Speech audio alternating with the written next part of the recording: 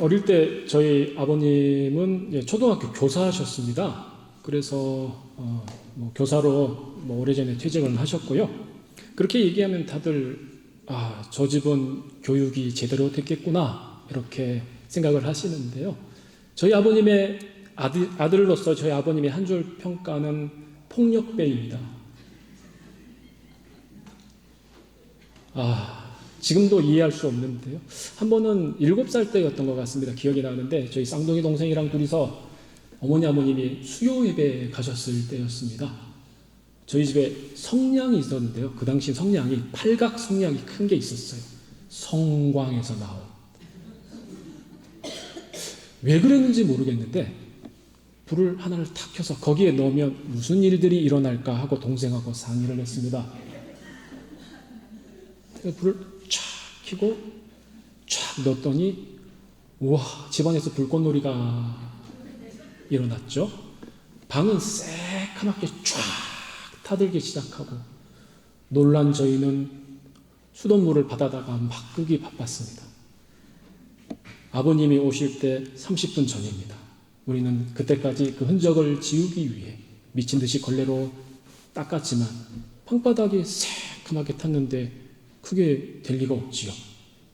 아버님께서 어머님께서 돌아오셨을 때 집안 난장판인 상황을 보시고 어이가 없으셨는지 그때는 그냥 넘어가셨습니다. 잠을 자고 있었는데 갑자기 번개가 번쩍했었습니다. 역시 우리 아버지는 예상을 빗나가지 않습니다. 만약에 깨어 있었을 때 그때 때렸다면 제가 이렇게 했겠죠. 여러분 아십니까? 무방비 상태에서 당하는 폭력은 충격이 10배나 됩니다. 저희 아버님은 그걸 기다렸던 것 같습니다. 새벽 2시에 느닷없이 저와 쌍둥이들을 깨우더니 그때는 내복을 입고 살았거든요. 추우니까. 한참을 맞고 나니까 정신을 모르겠습니다. 여러분 헐크 아세요? 헐크가 변신하면 옷이 어떻게 됩니까? 아니 7살짜리 애새끼를 어떻게 이렇게 헐크 옷이 되도록 그렇게 두드려 팼을까요? 저희 아버님은 폭력 교사였습니다. 그러면서 저는 생각했습니다. 나는 나중에 가정을 이루면 온화하고 온유한 아버지가 되리라. 믿음과 사랑으로 이 자녀를 가르치리라. 애를 낳았습니다. 속이 뒤집어질 일들이 여러 번 발생했습니다.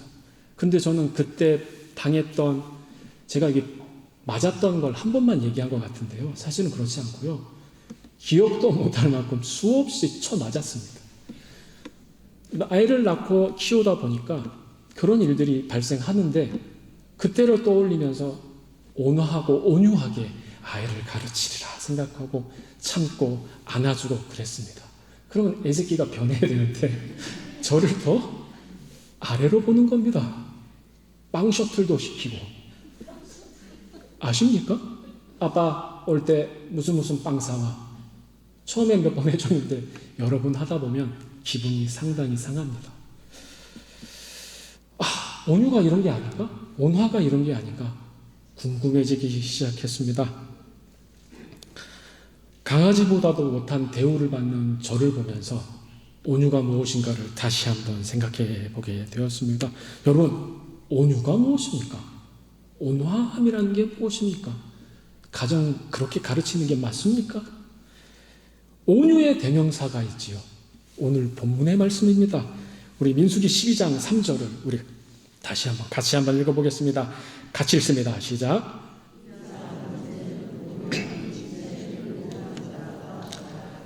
모세를 향한 하나님의 한 줄 평가는 바로 오늘의 말씀입니다.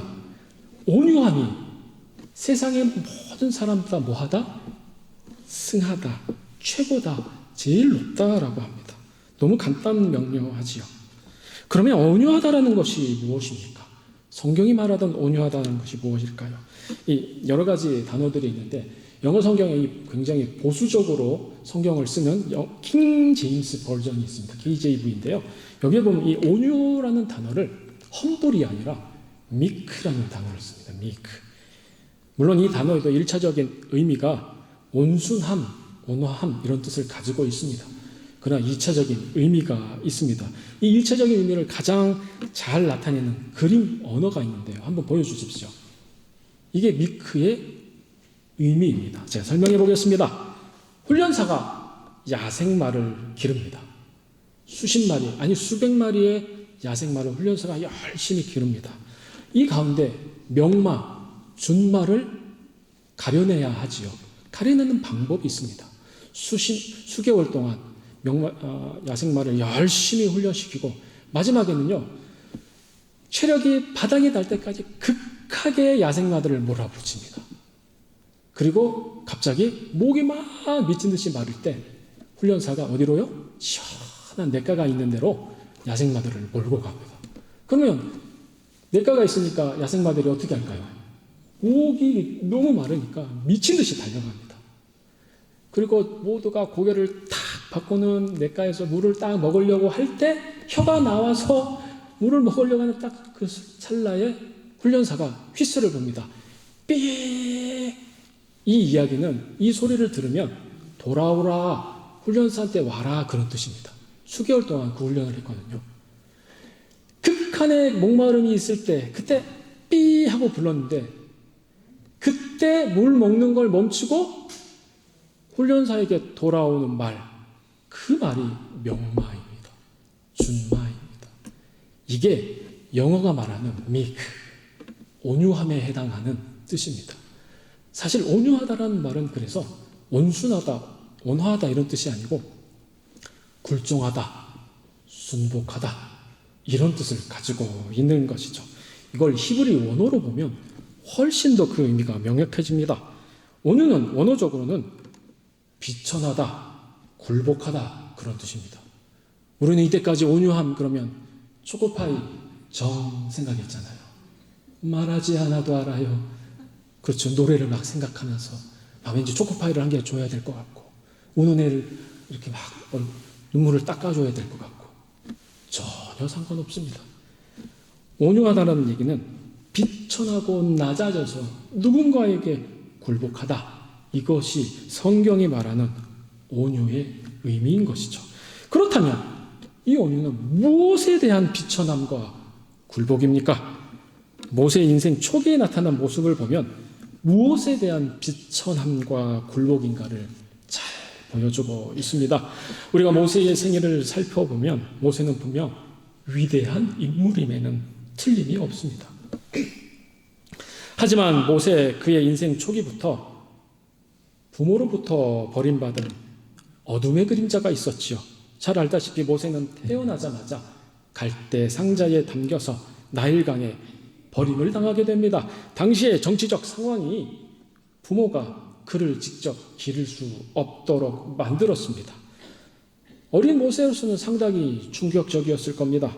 따라서 유년 시절 어린 모세의 마음에는 항상 이런 마음이 있었을 겁니다. 나는 버림받았다. 나는 버림받았다라는 그런 상처가 있었을 겁니다. 뿐만 아니라 모세는 또 하나의 버림받음이 있었는데요. 자기 민족에게도 버림을 받습니다. 청년이 된 후에 자기 민족 이스라엘이 가혹한 애굽의 압제 속에서 고통받고 있음을 청년 모세는 보게 됩니다. 이를 계기로 동족에 대한 연민과 애잔함이 청년 모세의 마음속에서 자라나게 되었지요.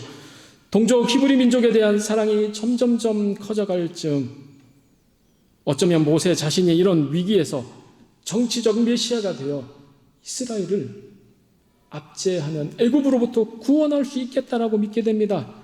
하지만 애석하게도 모세가 그가 사람들 앞에 나섰을 때 그런 지도자 역할을 하려고 했을 때 히브리 동족은 그를 지도자로 여기지 않습니다. 네가 무슨 지도자냐? 너는 사람을 죽인 살인자 아니냐? 너 같은 게 무슨 우리 이스라엘 민족의 구원자가 되며 우리를 이끌 수 있단 말이냐? 이 살인자 새끼야! 하고 오히려 참소합니다.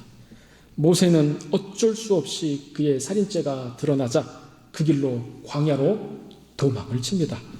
이처럼 모세는 부모에게 버림받았을 뿐만 아니라 동족 히브리 민족에게도 버림을 받은 사람이었습니다. 모세가 경험한 이런 버림받음의 아픔이 얼마나 컸던지 모세가 이 상처를 쉽게 치유하지 못하는 것을 봅니다. 40년에 그렇게 광야 생활을 하면서도 버림받은 상처가 쉽게 치유되지 않았음을 하나님이 그를 80세에 부르셨을 때 볼 수 있습니다. 출애굽기 4장 13절에 하나님께서 모세를 떨기나무 가운데 부르셨을 때 모세는 이렇게 반응합니다. 주여, 보낼 만한 자를 보내소서. 입장을 바꿔놓고 생각해 보겠습니다. 여러분, 어느 날 가고 있는데 소나무 밑에서 불이 번쩍하더니 하나님이 여러분 앞에 나타나셨습니다. 그리고는 내가 너를 대한민국의 지도자로 삼겠다. 그러면 뭐라고 하시겠습니까? 왜 이제야 오셨습니까? 기다리셨습니다. 그러지 않겠습니까? 모세는 그러지 않았습니다. 주님, 보낼 만한 사람을 보내십시오. 하나님이 내게 나타나셔서 제발 이 출애굽을 명하셨다라고 해도 사람들이 내 말 안 믿어줘요. 그런 확신이 모세에게는 있었던 겁니다. 그만큼 그가 부모와 민족에게 당했던 상처가 깊었던 거지요.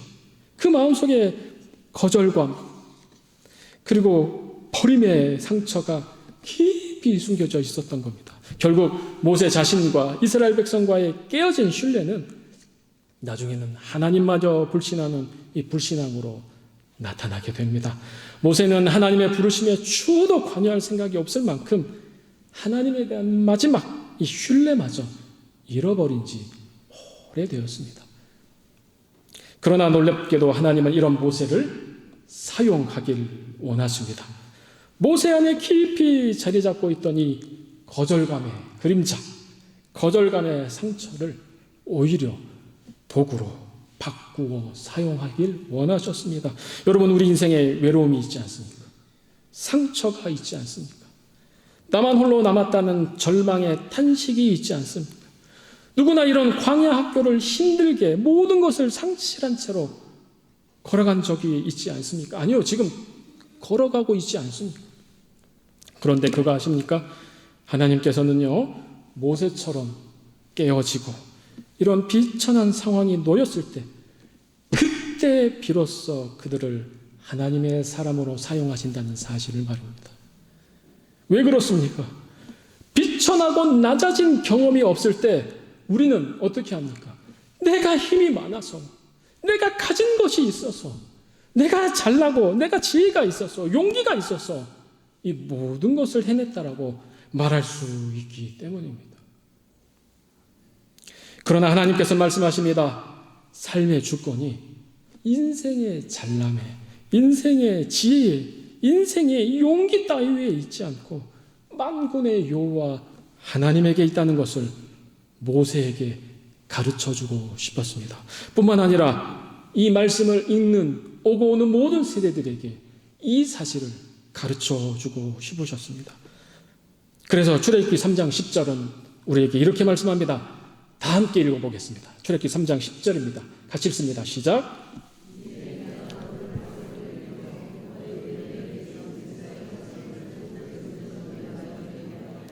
아멘.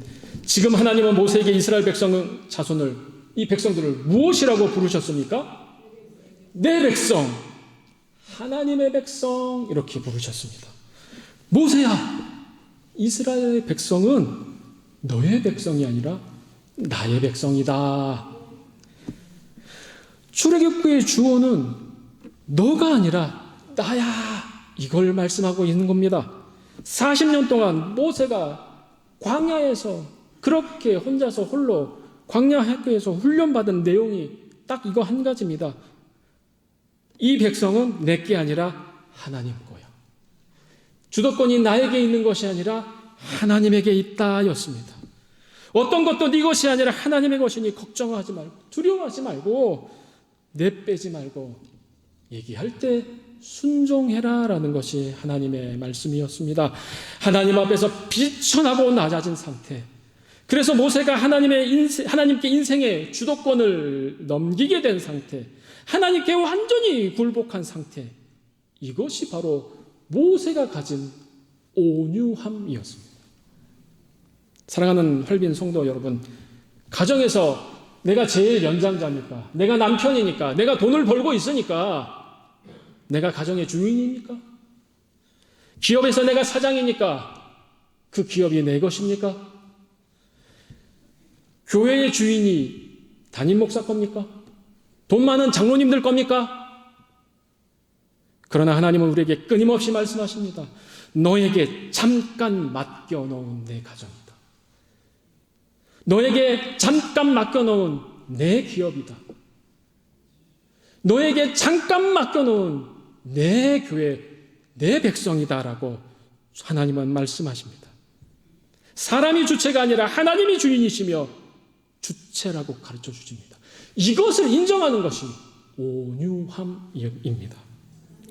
사람이 나이가 들수록, 연장자가 되어갈수록 이러한 온유함이 왜 필요합니까? 인생이 가지고 있는 힘의 자리가 커질수록 그가 가지고 있는 사적인 욕망을 제어하기 어렵기 때문입니다. 하나님이 주어이며 주체라는 온유함의 이 가르침이 인간의 사유와의 길을 가는 모든 탐욕을 제어할 수 있는 유일한 방편이기 때문입니다. 모세가 가진 이 온유함의 첫 번째 은혜는 바로 하나님께 철저하게 굴복하는 것입니다. 하나님 앞에 비춰나도록 굴복하는 온유함이 저와 여러분 가운데 충만하길 소망합니다. 자, 이것이 모세 인생 초기에 나타났던 온유함이라면 모세 인생의 중기, 즉 광야의 삶에서 온유함이 나타났던 중요한 사건이 있지요. 또 온유함의 두 번째 의미를 담고 있는 사건이기도 합니다. 모세가 하나님께 십계명을 받기 위해 시내산에 올라간 적이 있었습니다. 모세가 시내산에 올라갔을 때 산 아래 남아 있었던 이스라엘 백성들은 어떤 짓거리를 하고 있었습니까? 기다려야 되는데 못 기다리고 눈에 보이는 신을 만들자 그래가지고 금을 녹여가지고 금송아지를 만들게 합니다. 그리고 그들을 그 금송아지를 섬깁니다. 하나님을 대신하여 금송아지를 만들고 춤추고 노래하며 우상을 숭배해 버렸습니다. 자, 그러자 하나님께서는 어떻게 하셨습니까? 출애굽기 32장 7절의 말씀입니다. 함께 읽어봅니다. 같이 읽어봅니다. 시작.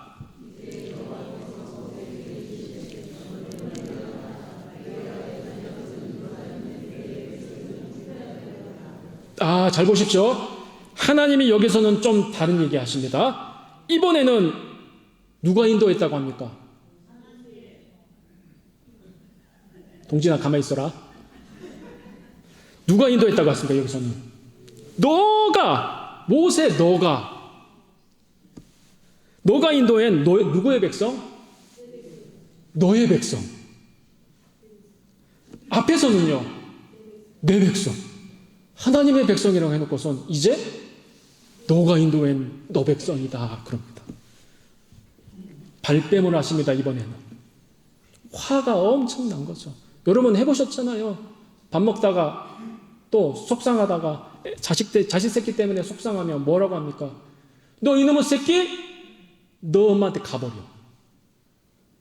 다리 밑에서 너 이놈 새끼 너 그럴 거면 나가, 너희 엄마한테 가버려 그러잖아요. 그래도 자식 새끼 상처 안 받고 꿋꿋하게 밥을 쳐먹습니다. 왜 그럴까요? 우리 엄마 우리 아빠가 확실하거든요. 근데 이 얘기를 입양한 아이, 진짜 데려다 좋은 아이한테 할 수 있을까요? 큰일 납니다. 이 아이한테는 오로지 내 새끼라고 하는 걸 주입해야 됩니다. 하나님이 이번에는 너 백성, 네 거 이렇게 얘기한 건 뭡니까? 내 백성이라는 뜻이죠. 화가 너무 났다는 얘기죠. 내 새끼니까 너 백성이라고 이렇게 얘기할 수 있는 겁니다. 그러면서 계속해서 하나님은 백성들을 향한 섭섭함을 또 표현하십니다. 32장 10절의 말씀입니다. 같이 읽습니다. 시작. 그런즉 내가 하는 대로 두라.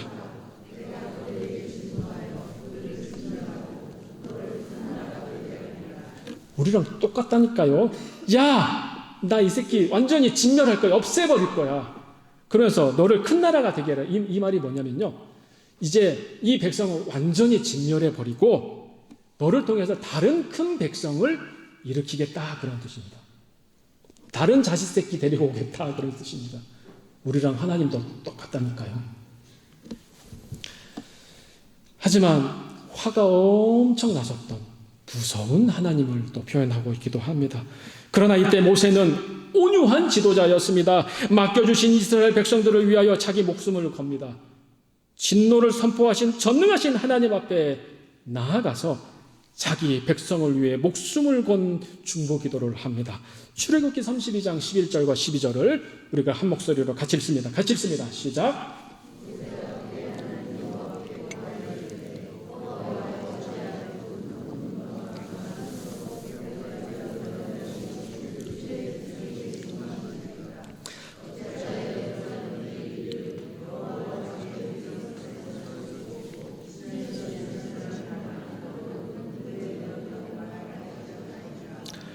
주의 맹렬한 노를 그치시고 뜰을 돌이키사 주의 백성에게 이 화를 내리지 마옵소서.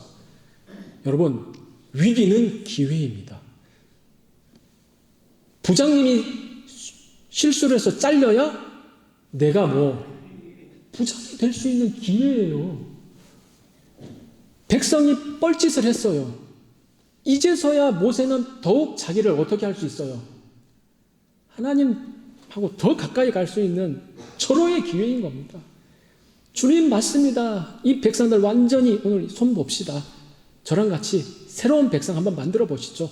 제가 제대로 일하겠습니다. 하는 게 사람의 마음입니다. 그런데 모세는 그렇게 하지 않죠. 이렇게 얘기합니다. 하나님이 인도하셨어요. 내가 인도한 것이 아니라 하나님이 인도하셨어요. 하나님의 강한 권능으로 하나님이 애굽 땅에서 친히 인도하셨는데 어찌하여 내가 인도했다라고 발뺌하십니까? 어찌하여 내 백성입니까? 하나님의 백성이지요. 백성을 진멸하고 갈아치우겠다는 하나님의 노하심에 모세는 기회다.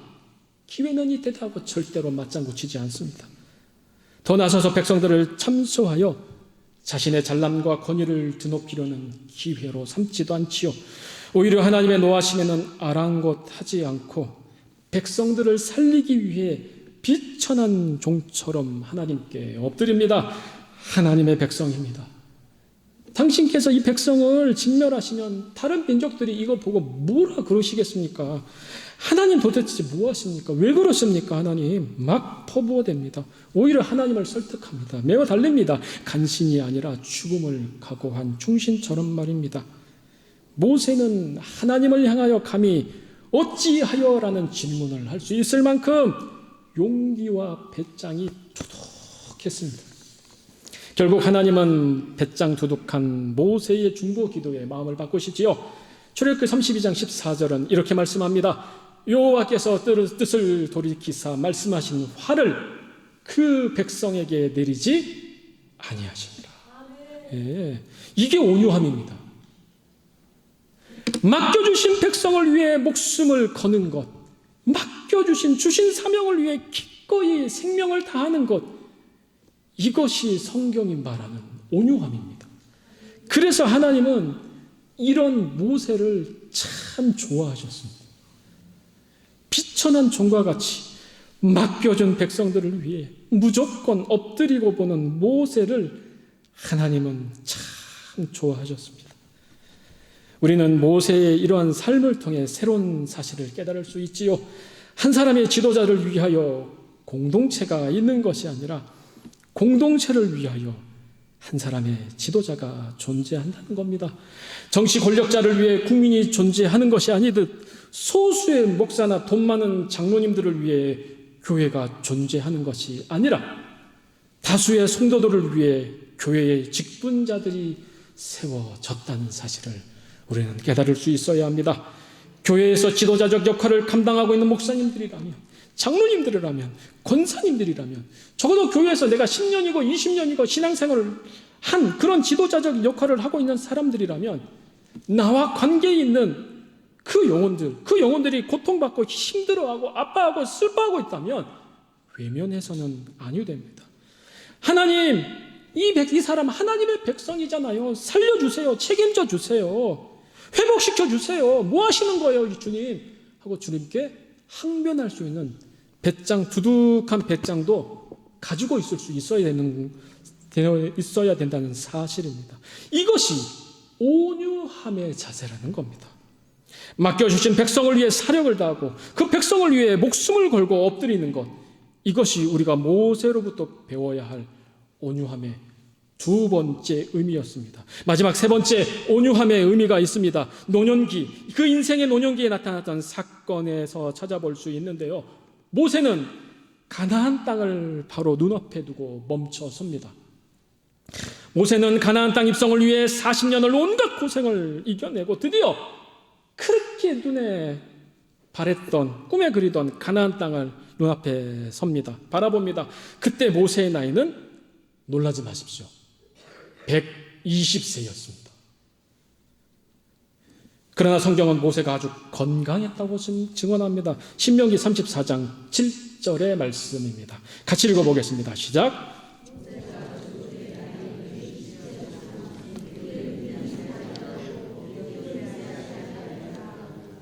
여러분, 안강곤 목사님 키우는 강아지 아랑이 개진 14년 됐습니다.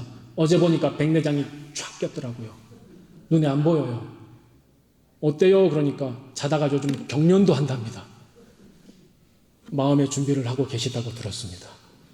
여러분, 강아지도 나이가 들면 백내장이 끼고 자기 마음대로 못합니다. 그런데 모세는 120살이 됐는데 성경이 증언합니다. 눈이 흐리지 않았다. 기력이 여전했다 얘기합니다. 그는 여전히 지도자로서의 역할을 감당할 수 있었다 성경이 증언합니다. 그런데 하나님은 아쉽게도 모세에게 이렇게 말씀하십니다. 신명기 3장 27절입니다. 같이 읽습니다. 시작.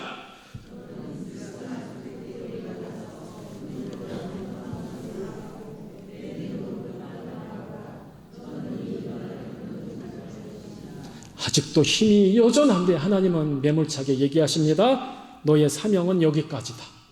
너는 이 땅을 바라보기만 할 뿐 들어갈 수는 없다. 너는 여기서 죽어라 라고 하나님의 사형 선고를 내리십니다. 여전히 지도자의 역할을 수행할 수 있는 지력과 체력과 영역을 갖추고 있었지만 하나님은 모세로 하여금 가나안 땅 입성을 결단코 허락하지 않으셨습니다. 그리고 지도력마저 다른 사람에게 물려주라고 말씀하십니다.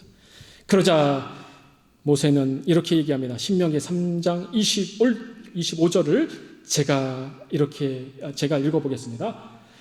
구하옵나니 나를 건너가게 하사 요단 저쪽에 있는 아름다운 땅, 아름다운 산과 레바논을 보게 하옵소서 하되, 모세가 물러서지 않지요. 하나님, 그래도 저 여기 건너가게 해주세요. 제가 이것 때문에 40년 동안 이 고생하며 여기까지 왔는데 여기서 멈추라니요. 말도 안 돼요. 주님, 한 번만. 기도하면 하나님이 들어주세요? 안 들어주세요? 우리가 알고 있는 하나님은요. 예, 응답하시는 하나님이시겠죠. 그런데 하나님의 응답을 읽어보겠습니다. 신명기 3장 26절입니다. 같이 읽습니다. 시작. 내 말을 듣지 아니하시고 내게 이르시기를 그만해도 족하니. 이런 얘기 들어보셨습니까? 우리가 기도하고 있는데 야, 기도하지 마. 나 그거 안 들어줄 거니까 이 일로 다시는 이 기도하지 마. 이런 기도응답 들어보셨습니까? 너무나 단호합니다. 우리가 알고 있던 하나님이 아닐 정도로 하나님의 응답은 너무나도 매몰차게 모세의 간구를 거절하십니다. 결국 모세는 아쉬움을 뒤로한 채 하나님의 거절에 순종할 수 없었고 다음 사람이 등장할 수 있도록 여호수아를 축복하고 아쉽지만 지도력을 그에게 넘깁니다. 그리고 비스가산 꼭대기에서 조용히 죽음을 맞이합니다. 사랑하는 여러분, 참으로 멋지고 아름다운 광경이 아닙니까? 이것이 모세의 온유함입니다. 거절의 응답도 아멘으로 받아들이고 자기 자신의 꿈과 비전의 끝을 자기 이름을 또 자기의 존재를 드러내며 두지 않고 하나님이 영광 받으시는 것으로 만족하는 것입니다. 그리고 하나님의 명령대로 나는 너무나 받아들이기 힘들지만 비스가산 꼭대기에서 그의 인생의 최후를 겸허히 받아들이는 겁니다. 이것이 모세가 가진 마지막 세 번째 온유한 모습이었습니다. 우리 인생 노년의 마지막의 모습이 어떠해야 하는지 모세의 삶을 통해 배울 수 있습니다. 우리 신앙의 끝, 우리 봉사의 끝, 우리 섬김의 끝, 우리 이름과 우리 존재의 끝, 그 끝이 무엇인지를 가르쳐 줍니다. 그 끝은 우리를 남김에 있지 않고 하나님만 영광 받으시도록 하시는 겁니다. 그러므로 무슨 일이든지 어디에 있든지 특히 교회 안에서는 나 아니면 안 된다. 무슨 일이든 나를 거쳐서 해라. 나한테 보고해라. 너 나한테 왜 이게 안 하고 그딴 일 할래? 이런 얘기가 나와서는 아니 됩니다. 내가 주인공이어야 한다는 잘못된 메시아니즘에서 벗어나야 한다는 것이죠. 모세처럼 자신의 이름을 새기기 위하여 섬기지 않고 때가 되면 안개와 같이 조용히 사라져 주시길 부탁드립니다. 저도 그렇게 하겠습니다. 그리고 다음 세대가 다음 길을 당당하게 걸어가도록 후배들에게 위임해 주십시오. 축복해 주십시오. 기쁨으로 여러분의 자리를 위임해 주십시오. 모세는 여전히 기력이 쇠하지 않고 힘이 남아 있었지만 주께서 내려오라고 하셨을 때 주저하지 않고 다음 세대인 여호수아에게 그 자리를 내어주었던 것처럼 말입니다. 온유함이란 바로 이런 겁니다. 우리 인생의 마지막에는 우리 자신은 사라지고 주님의 동행하심만이 흔적으로 남게 되는 삶. 이것이 모세를 통해 발견할 수 있는 마지막 세 번째 온유함이었습니다. 하나님께 주도권을 넘겨 하나님께 완전히 굴복하는 것, 맡겨주신 사명을 완수하기 위해 목숨을 내어놓는 것, 인생의 마지막에는 주님의 동행하심만이 흔적으로 남는 것, 이것이 온유함의 의미였습니다. 이러한 온유함이 이번 한 주간도 저와 우리 활빈의 모든 권속들 가운데 충만하길 소망합니다. 기도합니다. 하나님 아버지 감사합니다. 온유한 성품의 소유자인 모세가 하나님 앞에 순종하며 겸손히 그의 일을 감당하였음을 살펴보았습니다. 우리에게도 이런 온유함과 겸손함이 있게 하여 주옵소서. 우리 인생의 마지막에는 주님의 동행하심만이 흔적으로 남게 하옵소서. 예수님의 이름으로 기도하옵나이다. 아멘. 활빈 가족 소식 함께 나누도록 하겠습니다. 부활의 절기를 계속 보내고 있습니다. 소망의 능력, 부활의 기쁨과 소망의 능력이 계속해서 충만한 절기가 되기를 소망합니다. 계속해서 장로 재투표가 진행되고 있습니다. 오후 1시까지니까요. 하지 않으신 분들은 꼭 투표를 해 주시기를 부탁드립니다. 지난주 선거 결과를 말씀드립니다. 안수 집사로는 우리 김진호 집사님께서 피택되셨고, 권사로는 우리 김옥실 집사님께서 권사로 피택되셨습니다. 축하드립니다.